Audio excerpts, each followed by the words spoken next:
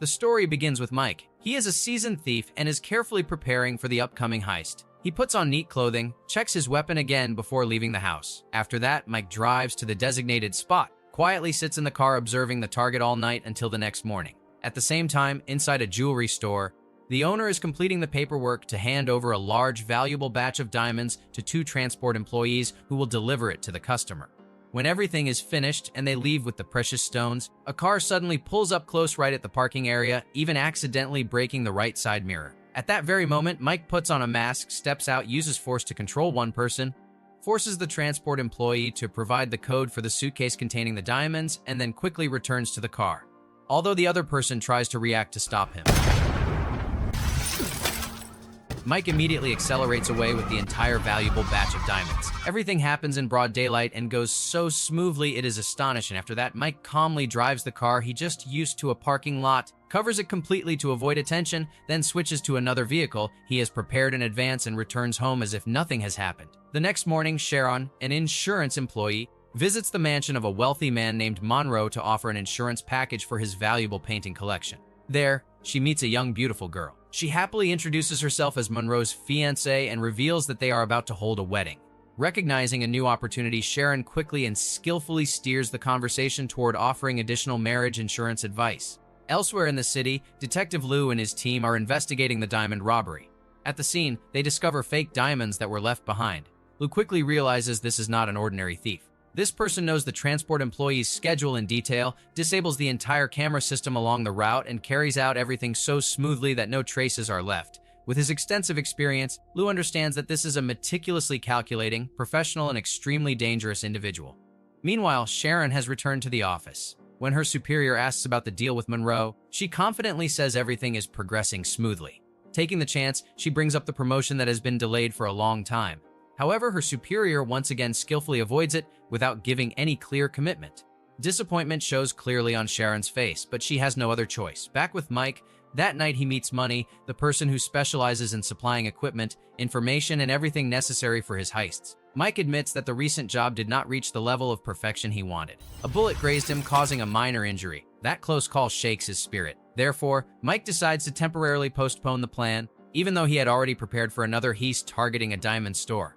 Instead, he chooses to aim for a bigger target in the future. Hearing that, Money agrees to wait. But right after Mike leaves, he immediately meets Orman, a lesser-known thief. Money reveals the entire plan that Mike had prepared and asks Orman to carry it out himself. Not only that, he also assigns the additional task of closely monitoring all of Mike's movements. One evening, while Mike is driving, a girl named Maya accidentally collides with him.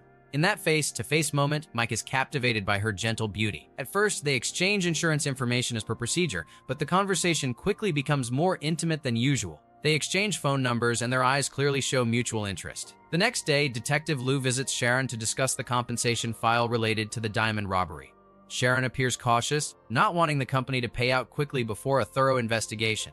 Based on her experience, many thefts involve inside help, so Sharon suggests using a lie detector on the store owner before making a decision.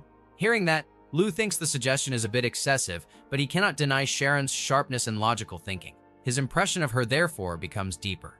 After that, Lou dives into reviewing thousands of previous precious stone theft files, patiently piecing together each fragmented detail. Gradually, a clear picture emerges. The thief usually operates around the Highway 101 area. Each heist is timed almost perfectly. He always has precise advance information about the location and time the diamonds appear. More notably, he has never caused serious harm. The weapon is only used to intimidate and not to take lives.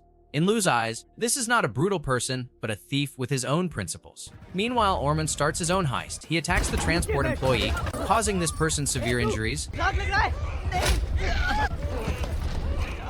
then storms straight into the store. Without hesitation, Orman controls all the staff, gathers all the necklaces and gold and precious stones into a bag, and casually leaves, leaving behind a chaotic scene. Orman's way of acting is completely opposite to the quick and clean nature of Mike's heists. That evening, Mike arranges to meet Maya. The two have a gentle, pleasant evening. They talk, enjoy time together, but neither mentions their real jobs. After the date, each goes their own way, carrying their own thoughts. Not long after, Mike discovers that the heist he had once planned has been carried out by someone else at that exact location. Almost immediately, he guesses that the person behind it is Money. Mike goes to confront him, but Money only shrugs, saying Mike had already given up the opportunity himself. However, for Mike, the issue is not the heist, but trust. Money should have informed him beforehand instead of acting secretly behind his back like that. He issues a warning that if this happens again, their partnership will end completely. Money does not yield, uttering a threat that Mike would be nothing without him. Nevertheless, Mike just quietly turns and leaves, having already decided in his heart to cut ties with Money completely.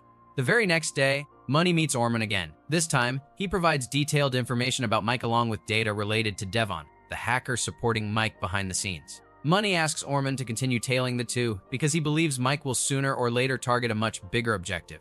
Orman does not hesitate and immediately agrees. He begins following Devon and accidentally discovers Mike appearing outside a restaurant. When he goes inside, Devon hands Mike the full daily schedule of Sharon. Mike takes the document with a satisfied look, as if the chess pieces have started moving into the positions he wants. 2 days later, Mike secretly observes Sharon at a restaurant. In his mind, he has already formed a plan to turn her into an important link for the upcoming big heist. Coincidentally, the two meet right at the valet area. Mike initiates a conversation, and the talk quickly turns to cars.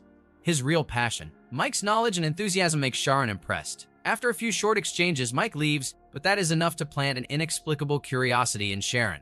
That evening, Maya unexpectedly visits Mike's apartment. The two dance together, talk, and share intimate emotional moments. Feelings between them gradually develop, naturally and captivatingly. But when Mike steps outside for some air, he suddenly discovers Orman lurking nearby. A sense of danger rises, and he immediately checks his car. Sure enough, Mike finds a tracking device attached underneath, showing that his every move has been monitored.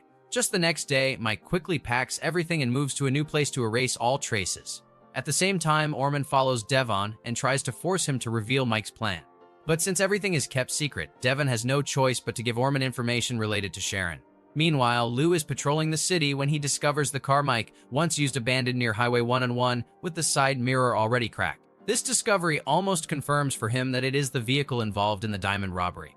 That evening, Sharon attends an art exhibition, continuing to persuade Monroe to buy insurance for the new paintings.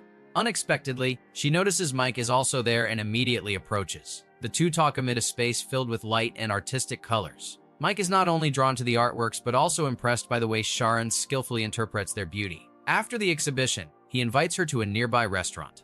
During dinner, Mike suddenly decides to open up. He frankly admits he is someone who specializes in taking high-value items. Through data from insurance companies, he can pinpoint the exact targets and the right times to act. That confession is like a card being flipped on the table, and from that moment, the relationship between them is no longer simple. After saying that bold thing, Mike looks straight at Sharon, his voice low but calculating. She has dedicated 11 years at the same company, clearly experienced in the best there, yet still has not been promoted to assistant director. She deserves more than that, and he believes he can help her achieve it. Sharon is momentarily stunned by Mike's offer, but in the end, she firmly refuses to cooperate. She does not want to get involved in any wrongdoing. Mike does not argue further, only calmly says that if one day she changes her mind, she should post a picture of a foot on Instagram. He will understand and contact her proactively. A strange signal, but enough to show he always leaves a door open for Sharon. On the way out, Mike suddenly discovers Orman tailing Sharon. Without hesitation, he immediately gets in his car and follows closely. Just a few minutes later, Mike accelerates and collides with his car, forcing him to stop near a supermarket. He drags Orman inside, points a weapon at his face, and coldly warns that if he ever follows him or Sharon again, he will show no more mercy. Facing danger, Orman panics, shakily nods in agreement, and quickly retreats. However, no one can be sure he will truly let everything go so easily. The next day, Lou and his team are at the scene of a just reported theft. When a suspect flees, his colleagues immediately open fire. But when everything calms down, they realize it is only a very young boy with no weapon on him at all. In the heavy silence after the mistake, one officer secretly places a gun next to the boy's body to justify the action. Witnessing that, Lou cannot help feeling shocked and furious. Yet when the incident is reported to superiors, he is required to align his statement with his team that it was self-defense. Under pressure from the system, Lou reluctantly accepts. After that incident, the whole team is given 3 months off. Back at the insurance company office, a colleague of Sharon announces that she has completed Monroe's marriage insurance contract. Not stopping there, this person also reveals shocking information. Monroe plans to give a total of $10 million in diamonds to guests at the wedding.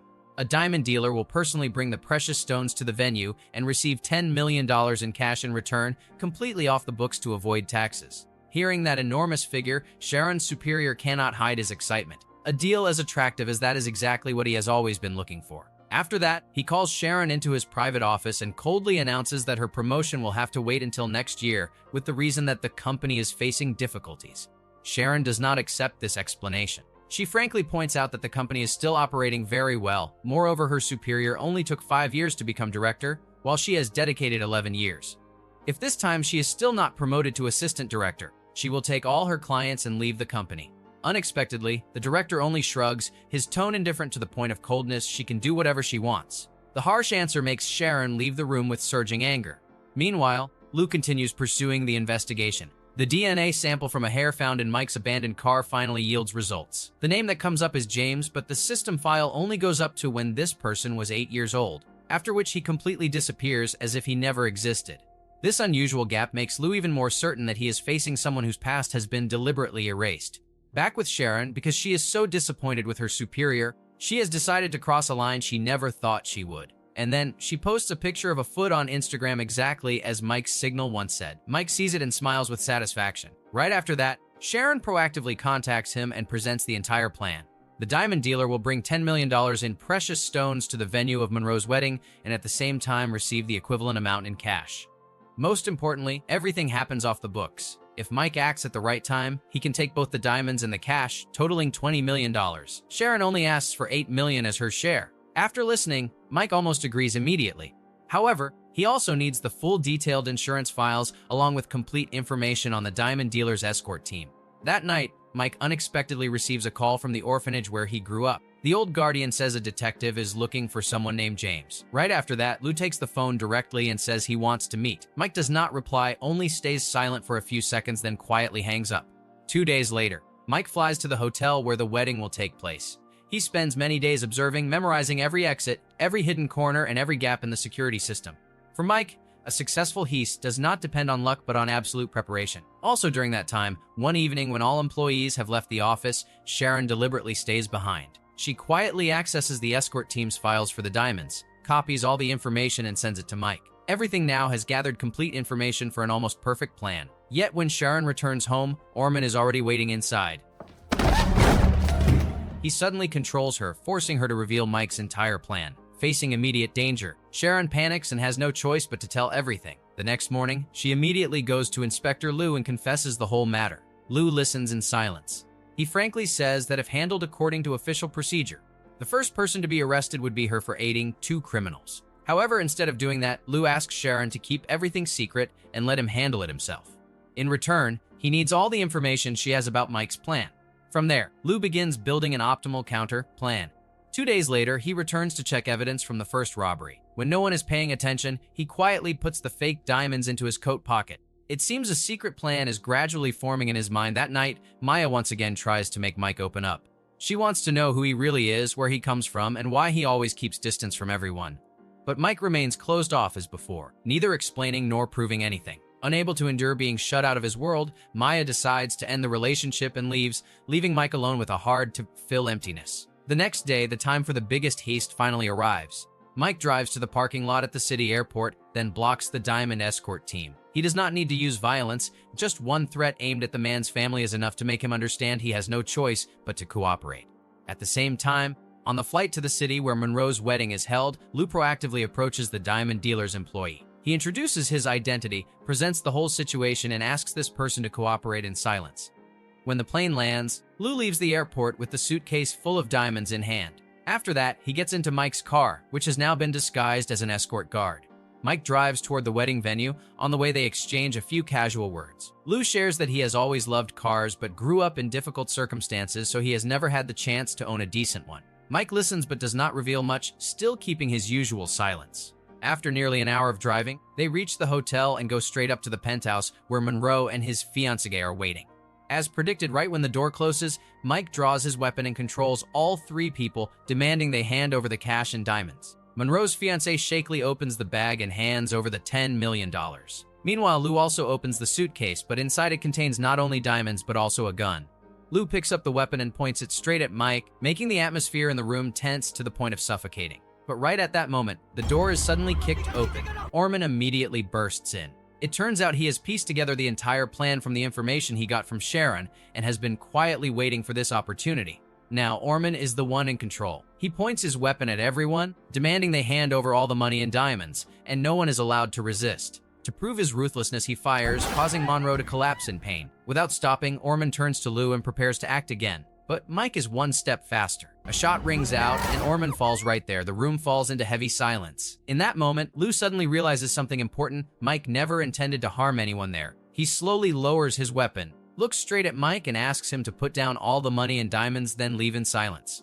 Lou will attribute the entire incident to Orman, closing the file by determining he is the one behind the series of incidents on Highway 101, so everything ends here. With not many choices left, Mike puts down the money and diamonds, says nothing more, and quietly leaves the room. Meanwhile, the injured Monroe is extremely furious, threatening to tell the whole truth to the authorities. But Lou calmly analyzes that if he does so, he will have to admit to the undeclared $10 million cash transaction. The unrecorded diamonds will also be confiscated, and Monroe will face serious legal consequences. The wisest choice is to follow what Lou directs. At that point, both the money and the diamonds can be kept. Hearing that, Monroe's fiancée steps forward, gently persuading him to accept this solution. In the end, the incident officially closes with Orman as the sole perpetrator. Meanwhile, on the road leaving the city, Mike drives in silence. He realizes he has been very close to the edge of collapse, where everything could vanish in a single moment. And in that quietness, Mike makes a silent decision. This will be his last heist, even though the result is not what he expected. 4 days later, when the official investigation concludes, Lou returns to the evidence storage room. In the quiet space, he secretly swaps the real diamonds with the fake ones he had kept earlier without anyone knowing. He leaves with the real precious stones in his pocket, then goes to meet Sharon. Without flowery words, Lou hands her the diamonds as a silent acknowledgement of everything she has had to trade and endure. Sharon takes them, her eyes mixing gratitude and emotion. Then she shows Lou a message from Mike, which gives directions to a specific address. Lou drives to the place, where a completely new car has been left waiting for him with no one around. That is Mike's quiet thank you for giving him the chance to leave freely. In another corner of the city, Maya is working when she receives a letter. When she opens it, she sees an old childhood photo of Mike. In the photo is a boy who grew up in an orphanage, without family, without support, along with a short but sincere letter asking her to give him one more chance. Maya finishes reading and smiles happily. Clearly, she has accepted forgiveness and is ready for a serious relationship with Mike once again. And the story ends here, closing with silent choices and opportunities to start over for those who once lost their way. What do you feel about it? Please leave a comment to share your thoughts.